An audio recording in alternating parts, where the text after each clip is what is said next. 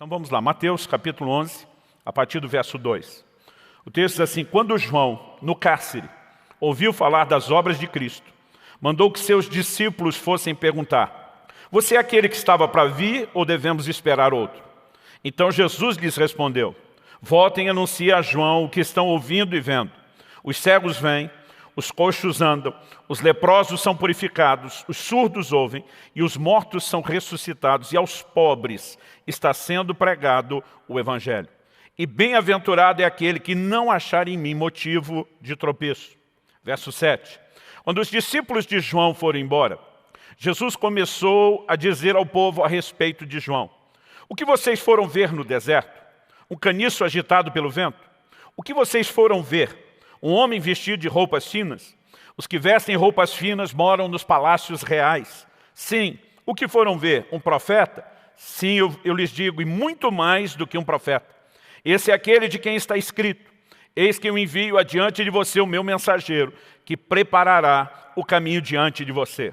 Em verdade lhes digo, entre os nascidos de mulher, não apareceu ninguém maior do que João Batista, mas o menor no reino dos céus é maior do que ele.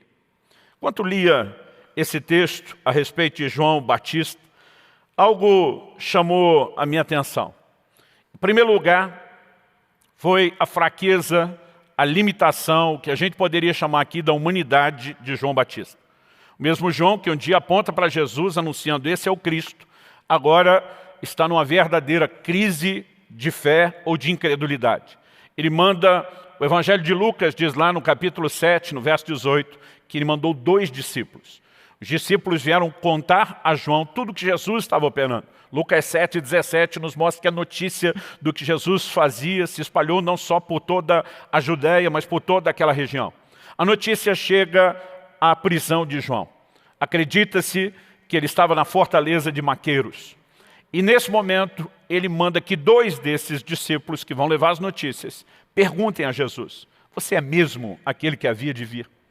E de repente nós temos esse camarada, que foi o precursor do ministério de Jesus, apontando, e daqui a pouco eu vou dar detalhes de como ele falou acerca do Cristo de uma forma muito veemente e contundente. Agora ele está em dúvida. Interessante que nós vamos perceber o Senhor tratando com a dúvida dele. Ele manda um recado de volta através dos mensageiros, não apenas detalhando os milagres que ele está fazendo, mas também dizendo: bem-aventurado é aquele que não encontra em mim causa de tropeço. Em outras palavras, Jesus estava dando presta atenção no João, dizendo: fique esperto, depois de ter crido, entendido quem eu sou, você não pode encontrar em mim causa de tropeço. Isso significa o quê? Que Jesus reconhece a falha de João, decide tratar com ela. Mas o que me chamou a atenção no texto não foi mera e simplesmente essa primeira parte. É a consideração de Jesus do que eu vou chamar aqui hoje de os 2 lados da moeda. Ele considera o aspecto negativo de uma falha de João, que precisa de conserto, mas ele vira para a multidão e ele começa a falar a respeito de João Batista, colocando ênfase em tudo o que de positivo João tinha. Na verdade, ele não só apresenta que João, além do aspecto falho, também tinha virtudes, cumpriu um propósito divino, mas a maior ênfase foi colocada justamente nesse aspecto positivo. E eu quero, de alguma forma, tentar trazer uma mensagem a você da forma mais resumida antes de detalhá-la aqui.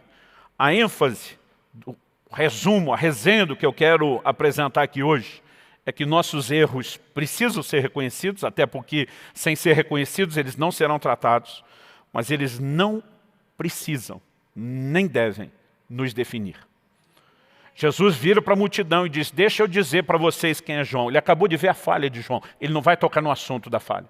Ele vira para a multidão e diz: não tem ninguém no reino de Deus maior do que João. Em outras palavras, ele está dizendo: eu tenho uma forma de olhar toda peculiar. E o tema da minha mensagem hoje é como Deus nos vê. Entender como Deus nos vê vai nos ajudar como nós devemos olhar para nós mesmos. Vai ajudar-nos a olhar da forma correta para as outras pessoas. Então, com isso em mente, eu queria que você me acompanhasse. Hoje em dia, muitas pessoas estão usando frases aí, quer seja dentro da psicologia, dos treinamentos do coaching, de crenças limitadoras. A verdade é que a Bíblia fala sobre essas coisas há muito tempo. Quando você vê gente se enxergando da forma errada, se olhando da forma errada, isso vai trazer limitação. Não apenas emocional, não apenas natural, mas mesmo no aspecto espiritual. Quando aqueles 10 dos 12 espias enviados por Moisés voltam de espiar a terra, o relato deles para Moisés é: éramos aos nossos olhos como gafanhotos, e assim também éramos aos olhos deles. E porque se viam da forma errada, não puderam entrar na terra prometida. 2 deles não se viam como gafanhotos. Josué e Caleb se levantam e diz: ausentou-se deles a sua segurança. O Senhor é conosco, nós vamos consumi-los como pão. Eles tinham uma forma completamente diferente de olhar não só as circunstâncias, não só o inimigo, mas olharem-se a si mesmos, porque eles entenderam a forma como Deus os via. E eles foram os únicos de uma geração inteira que entraram na terra. Então acredito que o entendimento errado te leva a uma crença errada, e uma crença errada vai sempre te levar para o lugar errado. Mas o entendimento correto vai te levar a uma crença correta, e a crença correta vai te levar para o lugar certo. E eu queria que a gente pudesse trabalhar isso, trazendo um pouquinho mais de fundamento bíblico. Então eu vou dividir essa mensagem em 3 aspectos, né, de uma mesma verdade, se complementam. De um lado, nós vamos analisar a fraqueza humana. Depois, nós vamos falar desses 2 lados da moeda, que também a nossa vida não consiste só de fraquezas e limitações. Mas em terceiro e último lugar, nós vamos mostrar que Deus sempre dá mais ênfase ao aspecto positivo do que ao negativo, e qual é a lição prática que isso deve trazer aos nossos corações. Então vamos falar desse elemento, né, de fraqueza humana. Como dissemos, João Batista preso pela execução do seu ministério e pelo cumprimento do propósito. Ele enfrenta João Batista, né? Jesus vai dizer depois, perguntar para a multidão: o que é que vocês foram ver? Um caniço agitado pelo vento? Era uma maneira de falar de algo que era volúvel. Aliás, acredita-se que uma das razões pelas quais o nome de Pedro foi mudado de Simão para Pedro é que Simão significa cana. E ela simplesmente tem essa figura, uma cana que é agitada, balançada pelo vento, é inconstante. Interessante que num momento de inconstância de João, Jesus se levanta para dizer ao povo que ele não era inconstante. Jesus não está deixando de reconhecer a falha do momento, mas ele estava dizendo que a falha não o definia. Mas é interessante que a Bíblia apresenta uma figura dos homens de Deus, fazendo com que eu e você lembremos que eles eram gente como a gente. O contraste entre o início e o fim do ministério de João Batista é muito grande.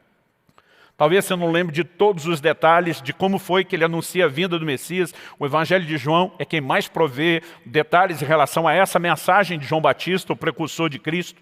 Mas eu quero ler aqui o Evangelho de João, no capítulo 1, do versículo 29 ao 34, que diz assim: no dia seguinte, vendo que Jesus vinha em sua direção, João disse: eis o Cordeiro de Deus, que tira o pecado do mundo.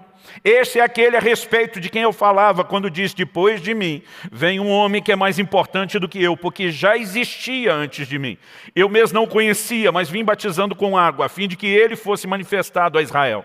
E João testemunhou dizendo: eu vi o Espírito descer do céu como pomba e pousar sobre ele. Eu não conhecia. Aquele, porém, que me enviou a batizar com água me disse: aquele sobre quem você vir descer e pousar o Espírito, esse é o que batiza com o Espírito Santo, pois eu mesmo vi e dou testemunho de que ele é o Filho de Deus. Numa época onde muitos estavam naquela ansiedade de saber quem era o Messias. No início do próprio ministério de João Batista, ele começa a produzir uma mobilização tão grande com o batismo de arrependimento que ele praticava, que as autoridades de Jerusalém mandam mensageiros para perguntar: quem é você? Ele responde: não sou o Cristo. Né? A pergunta deles, já entendida por João, e ele dá logo a resposta. Está todo mundo na expectativa de quando se cumprirá a promessa da vinda do Messias. Eu não sou ele. Eu apenas vim como seu precursor. Eu sou apenas uma voz. Ele já estava dando testemunho, está para acontecer. Mas no momento que Cristo entra no cenário e diz: é dele que eu estava falando o tempo todo. Ele diz: o mesmo Deus que me enviou a pregar essa mensagem a vocês tinha me dado um sinal, que eu veria o Espírito descer sobre ele como pomba. Eu vi, eu testifico. Esse é o Filho de Deus. João Batista se levanta, né? E o peso do ministério de João Batista não pode ser esquecido nessa avaliação. Certa ocasião, Jesus foi indagado pelos fariseus e antes de dar a resposta, ele disse: se vocês responderem a minha pergunta, eu respondo a de vocês. A Bíblia diz que Jesus retribui outra pergunta dizendo: o batismo de João era de Deus ou era dos homens? E eles começam a confabular entre eles, diz: se a gente responder que era de Deus, ele vai perguntar por que é que nós não aceitamos. Se a gente responder que era dos homens, nós estamos lascados, que o povo considera profeta e vão se levantar contra nós. Isso nos ajuda a medir a popularidade, a força do ministério de João Batista, o impacto que esse homem teve. No entanto, depois de tudo aquilo, ele começa a entrar, né, no que alguns poderiam classificar aí, né, do ostracismo, do esquecimento. Seus discípulos começam a ficar incomodados. Olha, aquele de quem o Senhor anunciou está batizando mais gente do que você. Ele diz, não convém que ele cresça, que eu diminua. Eu sou só um precursor. É ele que tem que aparecer, é ele que tem que brilhar. No entanto, João Batista, pela sua firmeza de uma mensagem contra o pecado, né, chamando o povo ao arrependimento, ele confronta o rei Herodes, dizendo, não é lícito você casar com a mulher do seu irmão. E isso trouxe a ele um alto preço. João Batista foi preso. Como dissemos, acredita-se, né, que na fortaleza de Maqueiros, hoje território da Jordânia. E não basta apenas ter sido preso. Dentro de não muito tempo, João seria sentenciado à morte. Esse homem, com certeza, está cheio de dúvidas. É muito difícil a gente tentar ser claro a respeito daquilo que a Bíblia não foi. No entanto, quando nós olhamos para alguém que tinha uma estrutura parecida com a minha, parecia com a sua, dá para entender que ele tinha dúvidas. Tiago, capítulo 5, versículo 17, fala a respeito de Elias, dizendo, Elias era homem semelhante a nós, sujeito aos mesmos sentimentos. Em outras palavras, quando a Bíblia mostra que ele tinha altos e baixos, é apenas para nos informar que, como diziam os antigos, ele era farinha do mesmo saco, gente como a gente como eu e você. Um camarada que uma hora faz descer fogo dos céus e vê a nação cair de joelhos gritando só o Senhor é Deus, o que normalmente eu classifico como um dos maiores cenários de avivamento que você encontra no Velho Testamento. Mas depois vai se enfiar numa caverna e já no caminho do deserto, antes de chegar na caverna, está dizendo para Deus, melhor me é morrer do que viver. Um camarada num nível de frustração profunda a ponto de dizer diante de Deus, eu não sou melhor do que meus pais. Embora eu não consigo ter nenhuma informação do que seus pais tenham feito. Elias é um dos maiores vultos do Velho Testamento, junto com Moisés, são considerados os maiores vultos do Velho Testamento, mas ele tem lá os seus motivos para estar tão frustrado a ponto de desistir do ministério e desistir da vida. O livro de Jeremias, outro que tem chamado muito minha atenção nessa semana, na nossa leitura aí dos 100 dias na palavra, no capítulo 20, nos versículos 7 e 8, Jeremias diz assim para Deus, tu me persuadiste, Senhor, e eu fui persuadido. Foste mais forte que eu e prevaleceste. Em outras palavras, está dizendo, o Senhor me convenceu a ir para o ministério, a anunciar a sua palavra, e eu acreditei em você. Resultado, ele diz, sou motivo de riso o dia inteiro. Todos zombam de mim, porque sempre que falo tenho que gritar e clamar violência e destruição. Por causa da palavra do Senhor, sou objeto de deboche e de zombaria o tempo todo. A crise de Jeremias chega a tal ponto que nos versículos 14 a 18 de Jeremias 20, você vai ver ele amaldiçoando o dia em que nasceu e chegando ao ponto de desejar a morte, usando para isso uma alegoria. Eu quisera ser um aborto que sequer saísse do ventre da mãe. Pastor, isso era gente do Velho Testamento, que não tinha o Espírito Santo como agente. Bom, João Batista, que mencionamos e está em crise, foi cheio do Espírito Santo desde o ventre da mãe.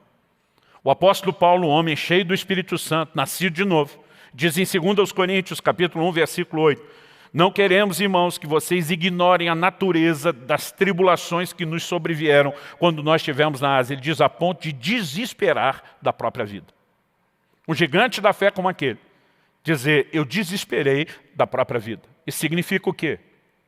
Que Deus o tempo todo quer lembrar a mim e a você da nossa fragilidade, da nossa humanidade, da nossa carnalidade e de quão limitados nós somos. Eu fico tentando imaginar o que passava na cabeça de João Batista. Essa semana, tentando refletir sobre o assunto, fui consultar muitos materiais de referência. É interessante como a maioria deles tenta especular, né, a respeito do que levou João Batista a essa crise, a esse lugar de dúvida. Entre esses, me chamou a atenção o material do pastor Hernandes Dias Lopes, no seu comentário expositivo do Novo Testamento. Ele elenca 4 possibilidades. Todas elas, acredito, serem muito prováveis, pela lógica, não podemos, né, simplesmente ser categórico e dizer aconteceu, mas faz muito sentido quando você considera todos os elementos aí da natureza humana. Dentro dessas 4 possibilidades, ele apresenta a primeira, os questionamentos, possíveis questionamentos de João. Como conciliar as maravilhas que Jesus opera com a dolorosa situação que o atinge? Ele está na cadeia. A situação dele não é nada boa. Ele foi o precursor de Cristo. Cristo está fazendo coisas extraordinárias pelos outros, mas não parece estar fazendo em favor dele. Se você ainda não teve esse tipo de crise, pode ter certeza que é uma questão de tempo, ela vai acontecer. Há momentos onde a gente está vendo, reconhecendo, Deus faz, mas parece que é para os outros, não é para mim.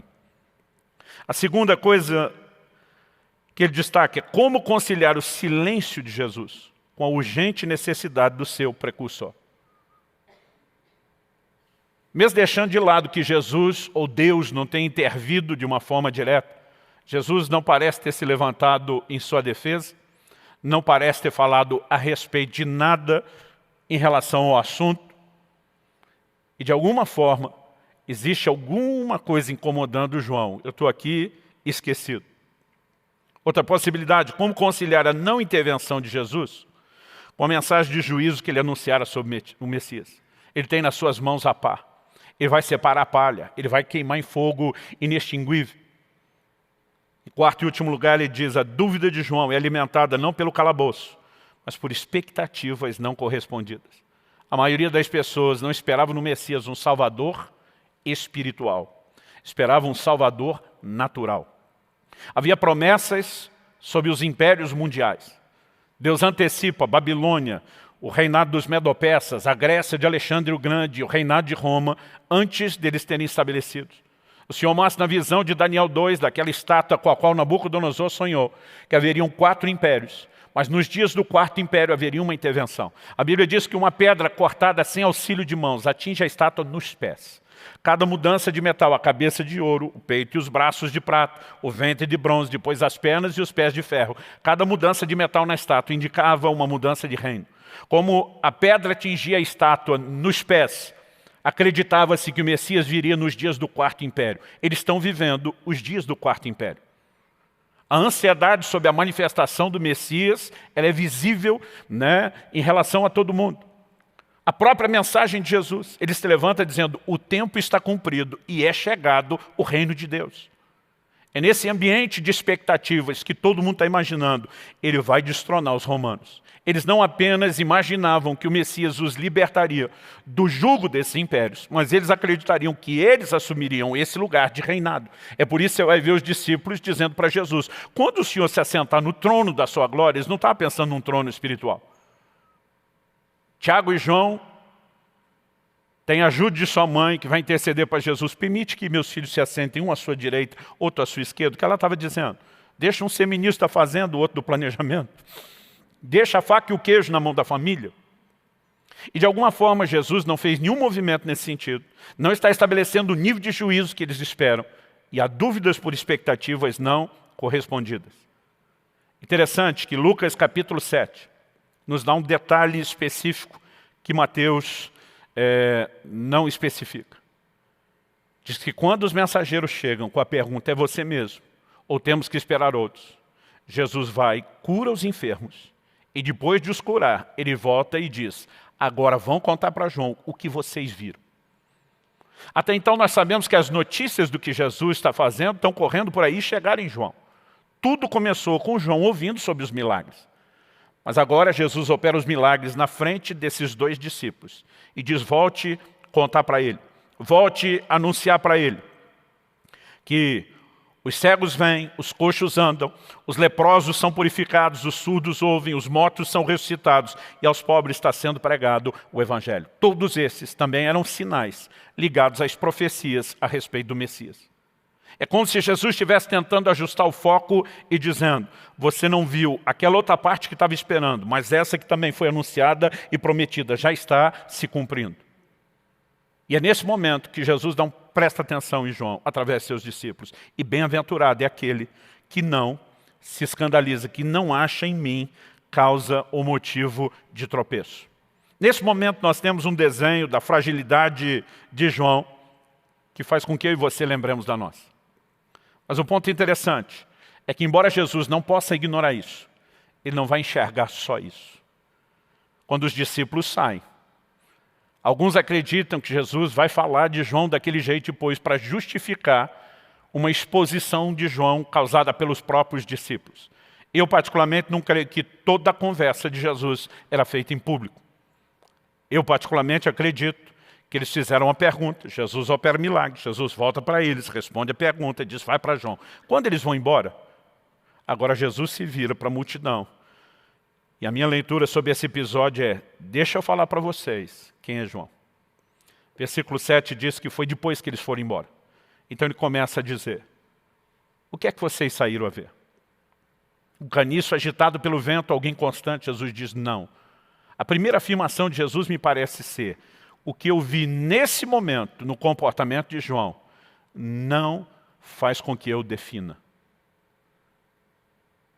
Alguém diz que você não pode avaliar um time por uma única partida. Tem que ser por todo o campeonato. Jesus está agindo de uma forma parecida.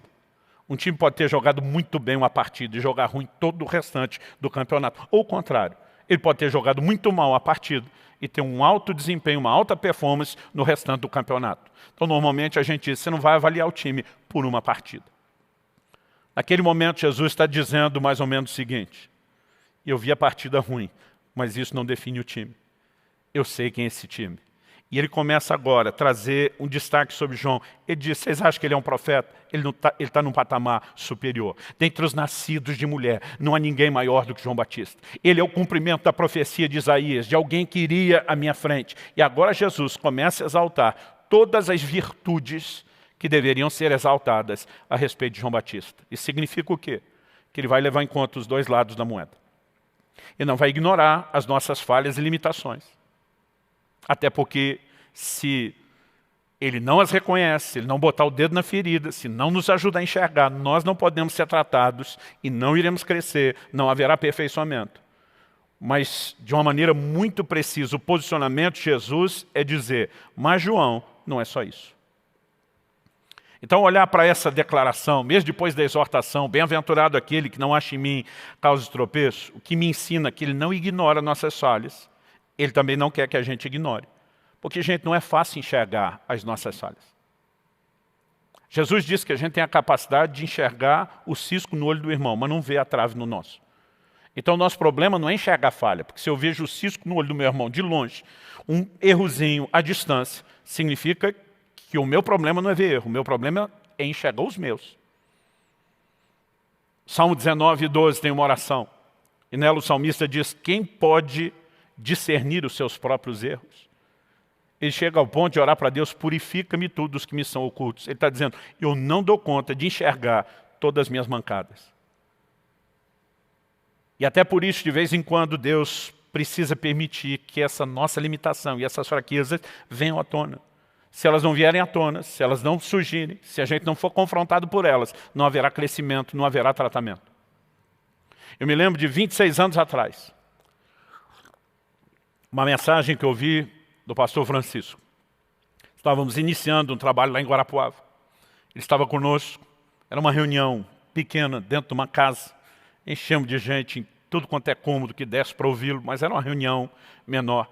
Eu me lembro do Francisco, com aquele jeito específico dele, né? Começando a mensagem, ele diz, o tema da minha mensagem hoje é, qual foi a última vez que o galo cantou na sua vida? Foi um dos temas mais incomuns de mensagem que eu tinha ouvido. Eu imaginei, falei, ele vai falar de Pedro, do canto de galo na vida de Pedro, que não tem outra passagem, de fato foi o que ele fez. Mas ele mexe no fato de que Jesus, na última ceia, quando anuncia aos discípulos que um iria traí-lo, Pedro se levanta para fazer promessas. João capítulo 13, versos 37 e 38, nos informa o seguinte, Pedro diz, Senhor, por que não posso segui-lo agora? Darei a minha vida pelo Senhor.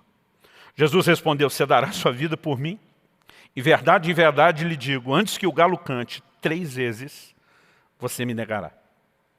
Jesus está dizendo, daqui a pouco, Pedro, você vai entrar em contato com a sua humanidade, com a sua fragilidade. Pedro, nem você se enxerga. Você acha que você é o cara, mas eu vou dar uma espetada e murchar essa bola que você acha que está muito cheia. Era como se Jesus estivesse dizendo, eu vou denunciar você para você mesmo. Eu vou te colocar em contato com a limitação que você não está enxergando, para que você descubra quem de fato você é. Segundo Francisco, naquele dia, ele diz: o cantar do galo é um alarme de Deus na nossa vida, para nos lembrar que a gente não é tudo aquilo que a gente acha que é. O interessante é que Jesus não deixou o assunto morrer aí. Depois da ressurreição, João capítulo 21 nos mostra que ele encontra Pedro. Pedro tinha voltado a pescar, o Senhor aparece para eles na praia, comem juntos, e daqui a pouco Jesus começa a caminhar à parte com Pedro e tem uma conversa com ele. Dos versículos 15 a 17 de João 21, nós temos a informação de que Jesus pergunta por 3 vezes: Pedro, tu me amas? E Pedro responde: tu sabes que eu te amo. Mas tem um jogo de palavras no grego que pode sugerir uma resposta diferente da altura da pergunta. Jesus pergunta: tu me amas? Agapau. Agapau é uma derivação de ágape, do amor sacrificial. A resposta de Pedro para Jesus é: tu sabes que eu te amo, filéu. Filéu é amor de amigo, amor de irmão fraternal. Alguns acreditam que a resposta dele é mais ou menos o seguinte: amar eu amo, mas não é aquela Brastemp, não é aquelas coisas. Algumas traduções optaram por uma resposta: tu sabes que eu gosto de você. Em outras palavras, Pedro está dizendo: eu achava que era o cara, que eu estava pronto para morrer pelo Senhor, e descobri que eu não estou com essa bola toda. Mas ali nos versículos 18 e 19 de João 21, o Senhor fala algo muito importante para Pedro. Ele diz assim: em verdade lhe digo, que quando era mais moço você se cingia e andava por onde queria, mas quando for velho, estenderás as mãos, outro cingirá e o levará para onde você não quer ir. Jesus disse isso para significar com que tipo de morte Pedro havia de glorificar a Deus. E depois de falar assim, Jesus acrescentou: siga-me. Olhe para cá um pouco. Estenderás as mãos. A Bíblia diz que Jesus dá esse sinal para dizer com que tipo de morte Pedro iria glorificar a Deus. Morte por crucificação. Quando era garoto e lia a Bíblia, eu achava que só Jesus e aqueles 2 bandidos em toda a história da humanidade tinham sido crucificados. Demorou para eu entender, estudando a história, que o Império Romano crucificou incontáveis milhares de pessoas. Era uma das formas mais comuns de execução naqueles dias. Então Jesus está anunciando que Pedro vai morrer, e isso é uma boa notícia, pastor Luciano? É, porque Pedro tinha dito: eu estou pronto para morrer por você. Na primeira chance fugiu, provou que não estava. Agora Jesus está olhando para Pedro e dizendo: Pedro, quando eu olho para você, eu não enxergo a falha do seu passado. Eu não enxergo a limitação do seu presente, onde hoje você reconhece que não me ama como achava que amava. Eu olho para o seu futuro e eu vejo que você vai se tornar alguém que vai estar disposto a entregar a sua vida por mim. Em outras palavras, ele estava dizendo: você vai ter uma segunda chance. E nela, você vai provar que cresceu, que amadureceu, que alcançou esse nível e esse lugar. O que é que Jesus está dizendo? Pedro, eu não vou definir você pelo fracasso do passado. Eu não vou definir você pela limitação do presente. Eu estou de olho aonde você vai chegar. E sabe, ele não apenas consegue olhar os 2 lados da moeda, mas na verdade eu diria que ele consegue botar muito mais ênfase no aspecto positivo do que no aspecto negativo. João Batista era fraco ou forte? Os 2. Deus não ignorava a dúvida e o momento difícil que ele estava enfrentando no cárcere. Jesus tomou conhecimento disso. A diferença é que ele não decide defini-lo por aquilo. Então nós podemos dizer, diante da pergunta se João Batista era fraco ou forte, os 2. E tinha seus momentos de fraqueza.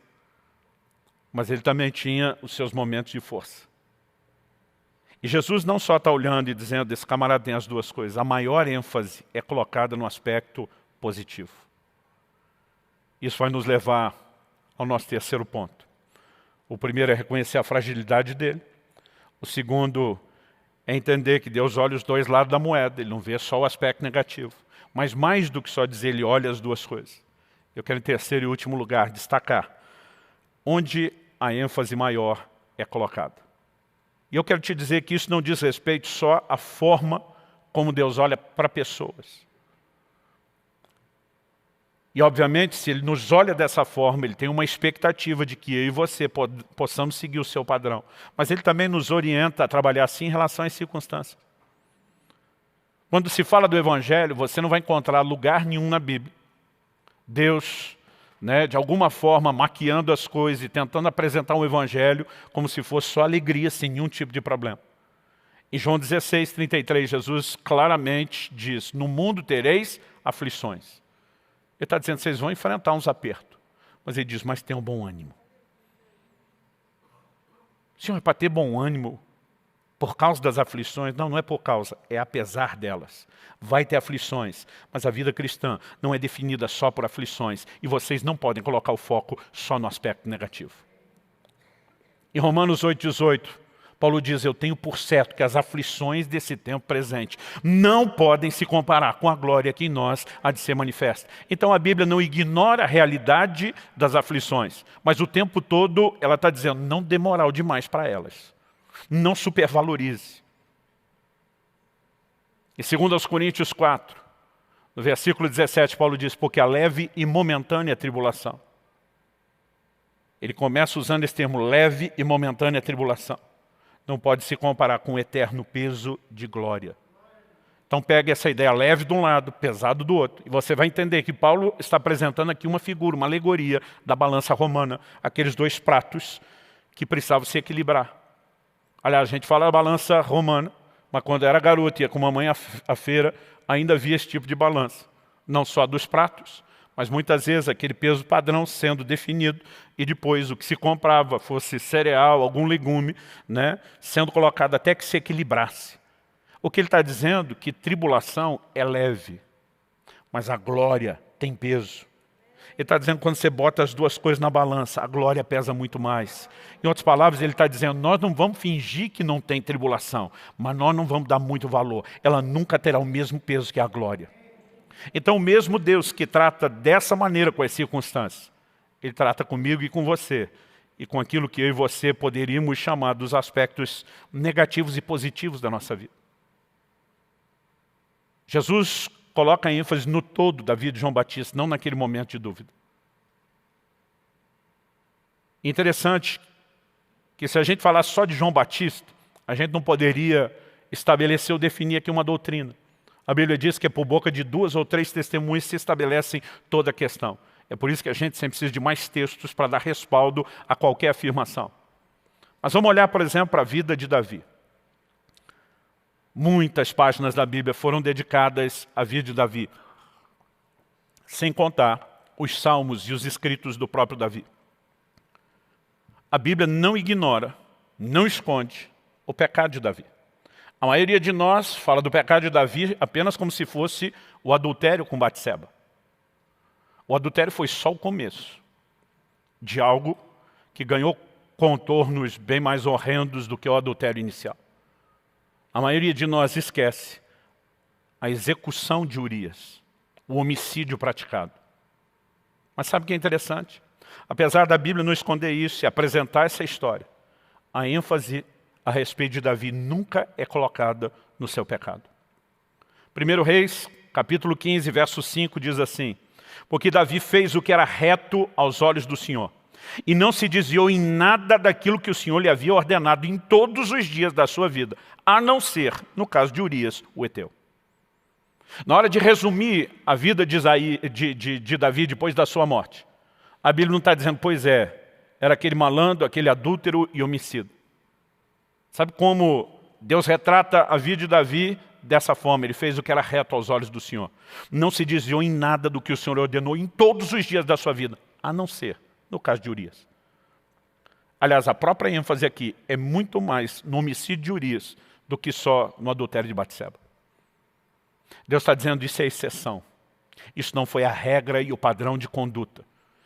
Em outras palavras, Deus está dizendo, eu me recuso a definir Davi por um tropeço. Eu vou olhar o todo da vida dele. Quem está entendendo, diga amém. Ah, pastor, isso é um texto. Ok, vamos para o Novo Testamento. No Novo Testamento ele é chamado de profeta, por Jesus e pelos apóstolos. Em Mateus 22, 43, Jesus diz que Davi falava pelo Espírito de Deus. Em Atos 2, 29 e 30, Pedro, pregando no dia de Pentecostes, se refere a Davi como um profeta. Em Atos 4, 25, ele é chamado de servo de Deus. O Cristo é apresentado como filho de Davi, aquele que viria da linhagem de Davi e depois da sua vinda continua sendo chamado dessa mesma forma, dessa mesma maneira. O tabernáculo de Davi é o único mencionado no Novo Testamento da parte de Deus, como aquilo que Deus sentia falta e iria restaurar. Todo o relato e a história a respeito de Davi, apresentada por Deus, nos ajuda a entender o seguinte: Deus está dizendo, eu não fiz vista grossa porque ele cometeu, mas isso não vai fazer com que eu o defina. Vamos deixar um pouco Davi de lado e ir para a carta ao anjo da igreja de Éfeso. Se você puder, me acompanhe em Apocalipse 2. Eu vou ler dos versículos 2 até o 6. O Senhor começa falando com o anjo da igreja, que repassaria a mensagem a toda a igreja. O próprio Jesus envia um anjo, comunica a mensagem a João, e João é instruído a escrever a mensagem no formato de uma carta, para que chegasse ao líder da igreja e isso fosse comunicado à igreja. No verso 2, o Senhor começa dizendo assim: conheço as obras que você realiza, tanto o seu esforço como a sua perseverança. Sei que você não pode suportar os maus e que, pois, aprovos se declaram apóstolos e não são, e descobriu que são mentirosos. Você tem perseverança e suportou provas por causa do meu nome, sem esmorecer. O que você viu ser destacado até agora? Só elementos positivos. Isso não é mera psicologia barata. Antes de colocar o dedo na ferida, antes de tratar de um momento ou de uma situação que precisava ser considerada como algo errado e a ser consertado, o Senhor começa a destacar todas as virtudes. Eu creio que era a forma de lembrar essa igreja. Deixa eu dizer para vocês como é que eu os enxergo. Em outras palavras, ele está dizendo: eu me recuso a definir vocês por um erro ou por um tropeço, mas também não vou ignorá-lo. Verso 4. Tenho, porém, contra você o seguinte: você abandonou o seu primeiro amor. Deus, então nós nos tornamos um caso perdido? Ele diz não. Verso 5, lembra de onde você caiu. Arrependa-se, volte à prática das primeiras obras. Ele está dizendo, eu posso colocar a sua vida nos trilhos de novo. Eu posso fazer com que tudo volte a fluir, como era antes do problema ter se instalado. E depois de dar esperança de restauração, ele lembra no verso 6. Primeiro ele diz, se você não arrepender, vai ficar ruim para o seu lado, eu vou tirar o seu candeeiro. O candeeiro era uma figura da igreja, e Deus está falando para o anjo da igreja, o ministério que eu te confiei, eu tiro, eu pego de volta. Mas no verso 6 ele diz, mas você tem a seu favor o fato de que odeias as obras dos nicolaítas, as quais eu também odeio. Esse era um grupo que por meio de uma doutrina enganosa promovia a prática do pecado. Em outras palavras, Deus está dizendo, vocês têm zelo por princípios. E ele começa e termina elogiando. Eu repito, isso não se trata de mera psicologia barata. Ele está dizendo, quando eu olho para você, o que te define é a sua história. Não é um único momento. Não é um tropeço. Nós precisamos entender esse aspecto em relação a Deus e a forma e a maneira como Ele nos trata. Quando a gente fala da dinâmica da vida cristã como um todo, há duas personagens e também os seus papéis que não podem ser ignorados quando a gente fala da relação da humanidade com Deus, envolvendo pecado, salvação e tudo mais. A primeira delas é Jesus, que é apresentado em 1 de João capítulo 2 como um advogado. A Bíblia diz que ele é o nosso advogado. E a pergunta é, por que eu e você precisamos de um advogado? Porque a Bíblia fala que há um acusador. Apocalipse capítulo 12, verso 10, fala de Satanás da seguinte forma, foi expulso o acusador de nossos irmãos, o mesmo que os acusa de dia e de noite diante do nosso Deus. Se existe alguém que tenta nos definir por um momento de falha, por um momento de tropeço, ou mesmo de um pecado, é Satanás. E o tempo todo, a Bíblia diz dia e noite diante de Deus, acusando os nossos irmãos. Então o que você lê lá no livro de Jó, de Satanás falando para Deus, é lógico que o camarada está te adorando. O Senhor abençoa as obras das suas mãos, cercou ele com a sebe, significa um muro, além de abençoar, ainda protegeu para o cara não perder a bênção. Naquele momento, o diabo está dizendo, qualquer um te adoraria nessas circunstâncias.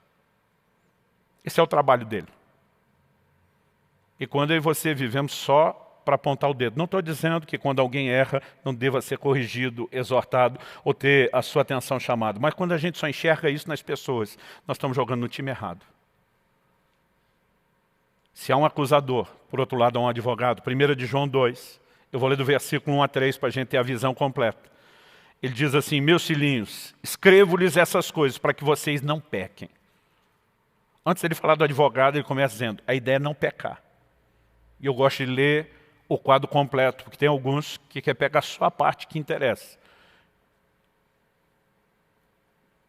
Muitas vezes para justificar uma esculhambação na forma de viver a vida cristã. Mas ele diz, apesar da ideia ser não pecar, ele diz, mas, se alguém pecar, temos advogado junto ao Pai, Jesus Cristo o justo. Ele é a propiciação pelos nossos pecados, e não somente pelos nossos próprios, mas também pelos do mundo inteiro. No verso 3 ele diz, nisso sabemos que o temos conhecido se guardamos seus mandamentos. Então, antes de apresentar Jesus como advogado, ele diz, a ideia é não pecar. A característica de quem o conhece é uma vida de obediência. Mas, se alguém pecar, precisa lembrar que tem um advogado. Irmãos, nós não podemos considerar uma ideia de vida cristã sem considerar um advogado. O livro de Hebreus nos mostra qual é o ministério atual de Jesus. Hebreus diz que ele vive para interceder por nós. Você consegue imaginar Jesus intercedendo por você diante do Pai? Agora, essa intercessão não é só, meu Deus, estou aqui orando para que dê tudo certo. A razão pela qual eu e você temos um intercessor é porque quando o acusador chega lá, pisou na bola de novo, ele se levanta e diz, isso não define, isso não é a história completa dele. O Senhor consegue enxergar não só o passado de falha, não só o presente de limitação, mas o Senhor enxerga o que o diabo não pode enxergar. O Senhor enxerga o que essa pessoa vai se tornar. Senhor, eu estou aqui reivindicando recursos, a manifestação da sua graça, a ação do Espírito Santo, o seu tratamento. Ele será aquilo que o Senhor projetou, planejou, sonhou que será. E considerar a forma como Deus nos vê precisa fazer com que a gente repense a forma como a gente se vê. Amós 3,3 diz que não podem andar dois juntos se não estiverem de acordo.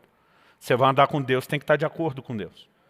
Estar de acordo com Deus é dizer, tudo que o Senhor faz, diz, é certo, é o padrão. Efésios 5,1 diz que nós temos que ser imitadores de Deus. Se ele consegue reconhecer o aspecto negativo, a ponto de dizer, eu vou tratar com isso, mas não colocar a maior ênfase nisso, reconhecendo não só que é algo positivo, mas dando a maior ênfase nisso, como eu e você deveríamos nos olhar? Eu percebo que tem muita gente,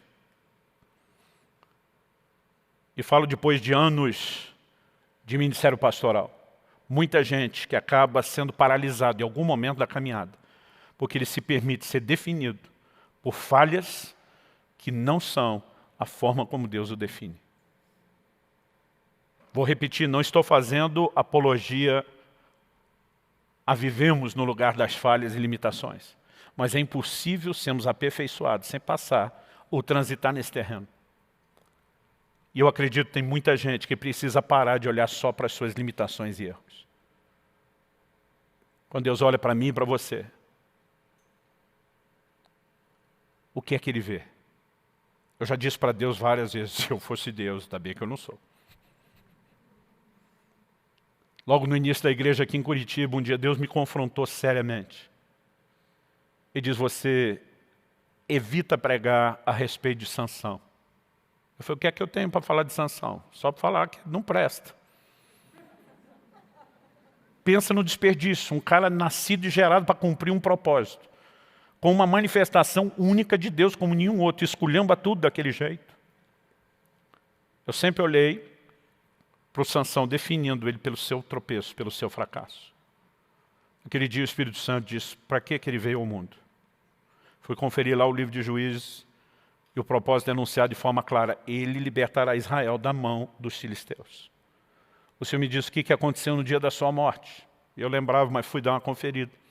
O texto diz que ele matou mais filisteus no dia da sua morte do que em toda a sua vida. Ou seja, se tem um momento que ele cumpriu o propósito, como nunca antes foi no seu último dia, o Senhor diz, Sansão falhou. Ele é um exemplo que você não deve se inspirar quando diz respeito à falha. Mas ele é um exemplo para todos os que tropeçam. Ele se recusou a morrer na sua falha. Ele se arrependeu, ele clamou por oportunidade. E o que ele fez no último dia da sua vida, com o sacrifício dela, foi muito mais do que tudo aquilo que ele tinha feito antes da queda. Elias. Eu li o Elias na caverna e dizia, Deus não está certo. por que o Senhor deu tanta coisa na mão do inconstante desse, de um bipolar desse? A Bíblia diz que ele foge de Jezabel porque queria salvar a vida.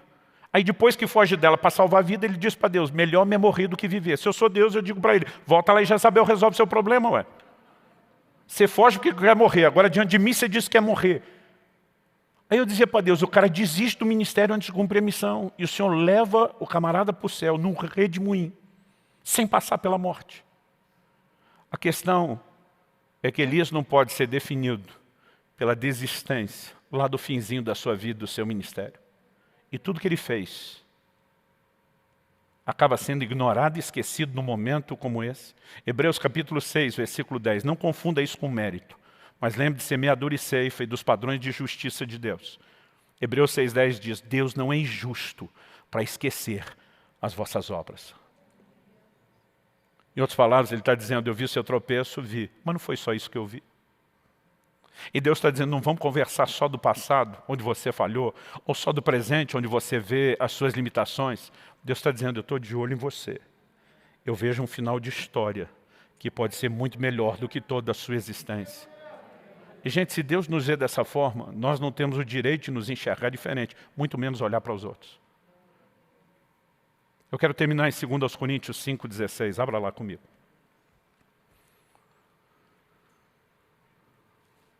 O apóstolo Paulo faz uma afirmação importantíssima quando a questão é relacionamento. Ele diz em 2 Coríntios 5,16, assim que nós, daqui por diante, a ninguém conhecemos segundo a carne. Ele diz, se antes conhecemos a Cristo segundo a carne, já agora não o conhecemos desse modo. Então, primeiro ele está falando no geral, a ninguém conhecemos segundo a carne. Ele diz, se antes conhecemos Cristo segundo a carne, isso faz com que alguns levante o questionamento. Disse Paulo, apesar de novo, no ministério de Jesus, já não tinha ainda que a distância, um certo conhecimento de quem ele era. Ele está dizendo, se antes o conhecemos segundo a carne, já não o conhecemos desse modo. O que Paulo está dizendo? Mesmo aqueles que andaram perto do Senhor, que tiveram o privilégio de vê-lo em pessoa, de ver a operação dos seus milagres, de ouvir os seus ensinos, nenhum de nós já o conhece assim. Porque a versão dele segundo a carne era uma versão limitada dele. A Bíblia diz que ele esvaziou-se de si mesmo, Filipenses 2. Ele deixa atributos da divindade de lado. E apesar de nunca ter falhado, de nunca ter pecado, ele viveu a versão mais limitada que o Deus eterno, infinito, poderia viver. Mas depois da ressurreição, os atributos que temporariamente foram deixados de lado lhe são restituídos. Paulo diz em Colossenses 2, nele habita corporalmente a plenitude da divindade. Então ele está dizendo, por mais poderoso tenha sido o seu ministério, nenhum de nós olha mais para aquela limitação. A gente vê a manifestação plena da glória dele hoje. Ele está dizendo, é assim que nós nos recusamos a conhecer qualquer um segundo a carne. Em outras palavras, está dizendo, a gente não olha as pessoas por limitações momentâneas e transitórias. Sabe, existe uma forma correta. Se nós não enxergamos isso, não faz sentido tentar acreditar e praticar o discipulado. Não faz sentido tentar viver o pastoreamento que tentamos praticar nos grupos pequenos, as células. Se nós não conseguirmos olhar da forma como Deus nos olha, cuidar de gente vai ser uma das coisas mais frustrantes em termos de tarefa ou missão de vida que possa existir. Mas se a gente está sempre como Deus, dizendo, não, isso foi uma falha momentânea, mas eu me recuso a definir você por ela, você é mais do que isso. Se você se olha dessa forma, se você olha para os outros dessa forma, se você entende a maneira como Deus olha, eu sei que esse é um terreno que a gente tem que ter cuidado. Porque alguns distorcem isso para justificar e fazer vista grossa ao pecado e às falhas. Vamos lembrar que Cristo não fez vista grossa ao erro de João. Ele o confronta e diz, aguenta aí, segura aí, campeão, não encontre motivo de tropeço em mim. Você está equivocado, olha as evidências de que eu sou o Messias, mas mesmo não fazendo vista grossa a isso, ele diz, mas eu me recuso a definir você por esse momento. E nessa noite, eu creio que embora a gente esteja recebendo uma instrução que vale para qualquer momento, falando da grande maioria de nós, há muita gente que nesse momento precisa redefinir a maneira como olha para si mesmo. A partir da ótica e da perspectiva de Deus. Eu queria que você ficasse em pé e que a gente pudesse terminar tendo juntos um tempo de oração. Você que nos acompanha online, seja nesse momento ao vivo ou depois pela gravação, esse é o momento onde você pode desfrutar do toque de Deus da mesma forma que as pessoas estão aqui conosco no presencial. E eu quero te encorajar a crer nisso. Eu creio que a reflexão em cima da palavra, ela por si já é algo profundo e poderoso. Como eu disse, há mais de uma semana eu estou debaixo do impacto dessas verdades, que não eram necessariamente coisas que eu não conhecia, mas nessa perspectiva de João, eu confesso que eu nunca tinha reparado. Mas mais do que apenas ruminar nessas verdades que podem renovar nossa mente, podem fortalecer nossa fé, eu creio que Deus quer trazer muito mais do que só encorajamento. Eu creio que tem restauração. Eu creio que tem um sopro de vida do Espírito que precisa alcançar o coração de alguns que nesse momento estão paralisados. Talvez se definindo por um momento de fraqueza, quando isso não pode ser a definição de quem você é. Eu algumas vezes já falei para Deus, onde é que o Senhor estava com a cabeça quando me chamou para o ministério? Porque quando você tem contato com as suas limitações, você começa a questionar, eu não poderia estar aqui. E são momentos como esse, que eu descobri que o céu parece estar gritando, onde é que você estava com a cabeça, para questionar onde é que eu estava com a cabeça. Se eu que sou Deus onisciente, presciente, conheço todas as coisas, olhei para você, acreditei em você, é bem mais provável que eu esteja vendo o que você não vê, do que eu não esteja enxergando o que você vê. E quando eu começo a pensar, ele acredita em mim, ele enxerga o melhor de mim. Irmão, pensa num turbo interior. O diabo o tempo todo vai trabalhar com essas acusações, não só diante de Deus. Se ele só nos acusasse diante de Deus e a gente nem tomasse conhecimento, talvez ficaria mais fácil. Mas ele nos acusa pessoalmente. O tempo todo nós somos bombardeados por pensamentos, sentimentos. Você não é ninguém, você não vale nada, você é a causa perdida. Mas quando você ouve os céus dizendo, eu olho para você e o meu rótulo é outro. Você é um eleito, você é um escolhido. Quando você vê os céus dizendo, eu acredito em você. Ah, meu irmão. Tudo muda. Não é questão de apenas olhar para a vida de forma positiva ou negativa. Eu vou te dizer, é mais do que simplesmente se esforçar para acreditar. É entender a maneira como Deus age. Se Jesus olha para Pedro dizendo que você vai terminar bem, é porque ele já está enxergando o que para nós ainda não aconteceu. E é porque ele também tem recursos para que eu e você sejamos aperfeiçoados ao longo do caminho.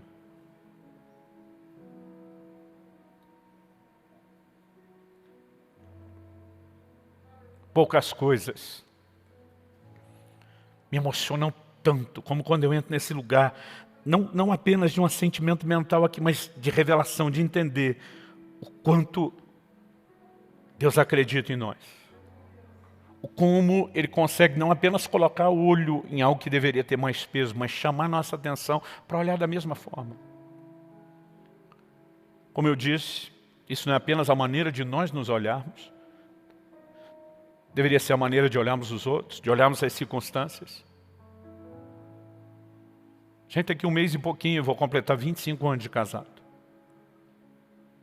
Se existe algo bom que eu e minha mulher entendemos, é que quando nós começamos a descobrir as diferenças um do outro, é onde é que a gente iria colocar os olhos e o que a gente iria relevar.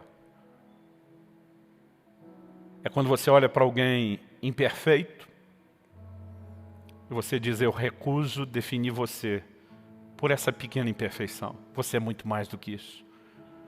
E quando você consegue, a despeito daquilo, apreciar e valorizar, o relacionamento é muito melhor. Não é só uma questão de ser duradouro, mas a qualidade.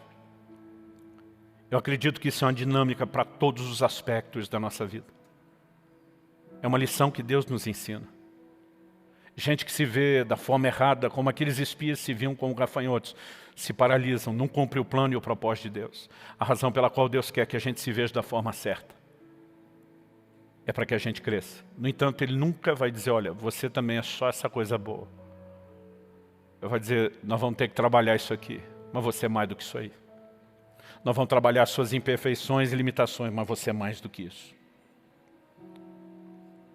Espírito Santo, vem sobre nós. Não nos deixe sair daqui apenas com encorajamento emocional. Nós oramos pelo teu sopro de vida. Daquela mesma forma que Ezequiel viu o fôlego de vida, o Espírito de Deus soprando sobre aquele vale de ossos secos. Pai, nós oramos que seja assim na vida de muitos, onde talvez a morte esteja se instalando, os sonhos tenham sido completamente dissipados e roubados, onde alguns se definiram a ponto de dizer para mim, Deus, cessou, eu não avanço mais. Eu oro por uma nova perspectiva, por uma nova visão, trazida pelo alto, Senhor. Se for mera persuasão, convencimento intelectual, emocional, isso não se sustentará. Não vai durar, mas quando o Senhor sopra, quando o Senhor traz revelação, isso é completamente diferente. Nós oramos e clamamos por isso agora em nome do Senhor Jesus. Oramos também por aqueles que talvez não estejam totalmente paralisados, mas vêm sentindo, ó Deus, o peso, a dificuldade de se mover no cumprimento do propósito. Tem se definido de forma equivocada, ou aceitado as definições que outros estão impondo ao mesmo reino das trevas. Pai, nós oramos por uma reviravolta, por uma mudança completa desse cenário interior que tem repercussões do lado de fora, no exterior. Toca as nossas vidas, nós clamamos em nome de Jesus. Oramos não apenas que a verdade da Tua Palavra resplandeça dentro de nós, oramos pela capacidade de corresponder corretamente ao Senhor. Nós clamamos em nome de Jesus. Em nome de Jesus.